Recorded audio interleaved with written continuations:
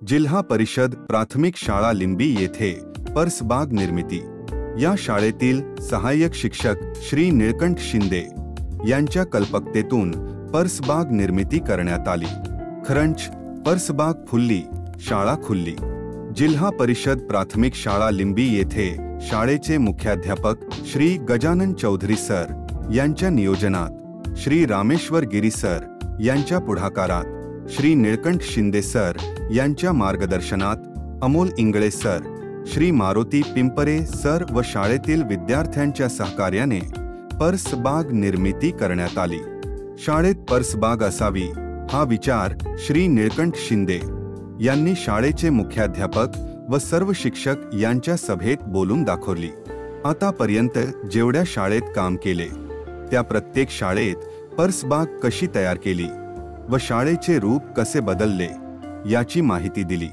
त्यानंतर शाळेचे मुख्याध्यापक व सर्व शिक्षकांनी सहकार्य करण्याचे ठरवले। परसबाग तयार करण्यासाठी महत्त्वाची होती ती जागा। लागलीच जागेचा शोध घेण्यात आला।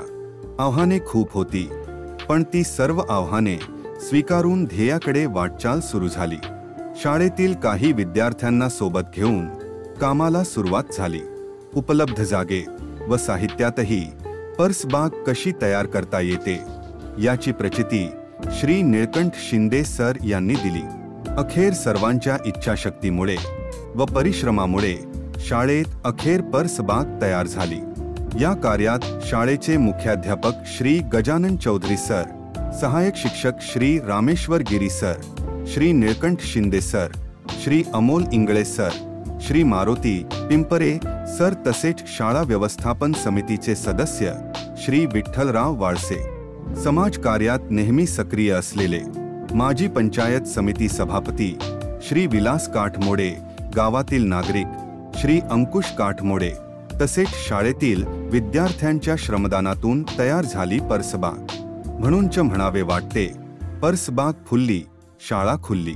जर आपल्याला असे नवनवीन उपक्रम कसे कराव्याचे याबद्दलची माहिती जाणून घ्यावयाची असेल आणि तुम्ही आमच्या चॅनलला सबस्क्राइब केले नसेल तर लगेच आमच्या चॅनलला सबस्क्राइब, लाईक आणि शेअर करा।